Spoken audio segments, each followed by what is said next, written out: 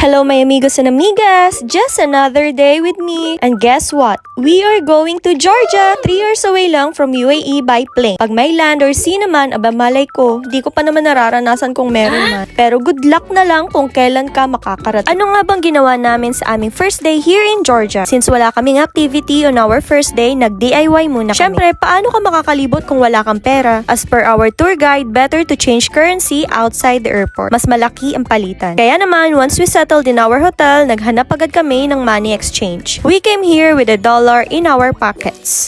Ayun. No. We should The Calvo to Georgia. Oh, sariling sikap. Video muna. Ito lang tayo. Uy, here ba? Ah, no, we will exchange. I feel like here, right?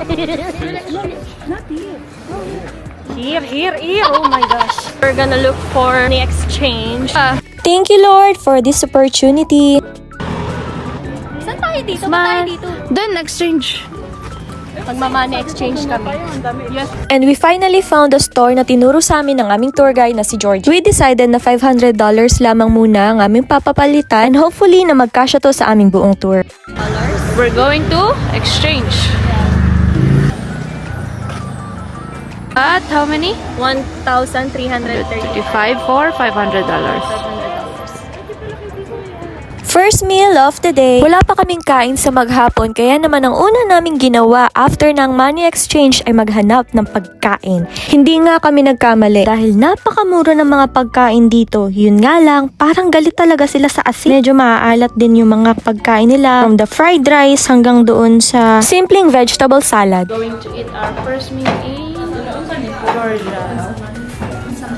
For only 15 jet. Tinarget talaga naming orderin ang traditional Georgian dish of cheese-filled bread, kachapuri. We ordered the popular boat-shaped ajaruli version with an egg and butter in the center. Hindi na tayo magpapatagal-tagal pa at susulitin natin ang bawat oras na pwede. Since malapit lang ang hotel namin sa some attractions, naglakad na kami at naglibot. By the way, it's so cold here in Georgia. No joke. Habang nagpapahinga yung mga kasama namin, Diyos ko day. Hindi pwedeng hindi ko lilibutin yung walking distance na pasyalan dito. Sayang. First stop, the Holy Trinity Church. The Holy Trinity Church in Tbilisi is absolutely beautiful. The entire area is surrounded by peaceful gardens, colorful flowers, and well-kept pathways. From the church grounds, you get stunning views overlooking the town, making it a perfect spot for reflection and photography. I highly recommend visiting this church to anyone traveling to Georgia. Pero mas maganda siya lalo na sa umaga. It's evening time and nabuhay na yung mga kasama namin. Ready na sila for another lakaran dahil it's dinner time. It's time to go to Rustaveli Christmas Village. Nag-book pala kami sa Bolt kasi mas mura. Kasi pag sa taxi ka nag-book, tatagain ka talaga ng pagkamahal-mahal na singit.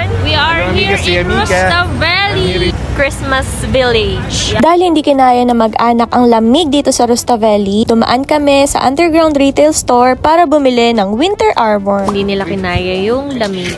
For safety purposes only.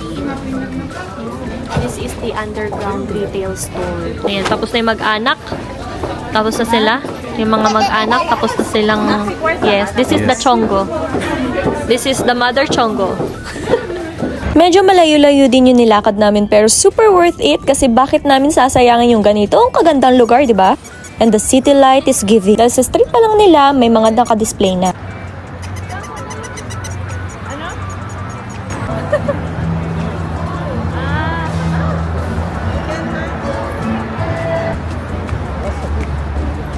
Harap, bebe, harap.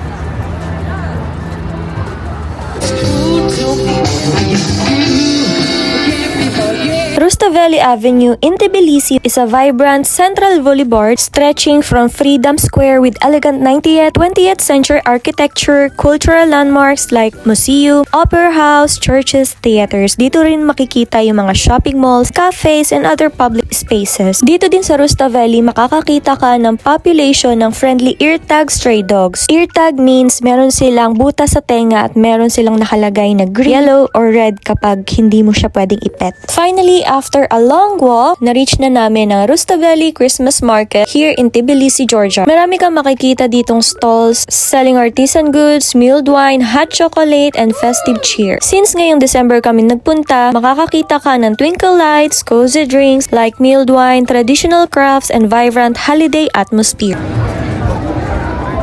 Winter Street Bar. short, look for the heart of the action at the First Republic Square Christmas Village when visiting Rustaveli Avenue during the winter holidays in Tbilisi. Inihaw na pork. Yun nga, kaya nga tinatanong kita kung gusto mo. Target lock namin itong pork barbecue na asin lang sabay ihaw, sobrang juicy at sobrang sarap. Napakalambot pa, 20 lari lang ito, medyo matagal-tagal lang namin hinintay kasi pinipilahan naman talaga.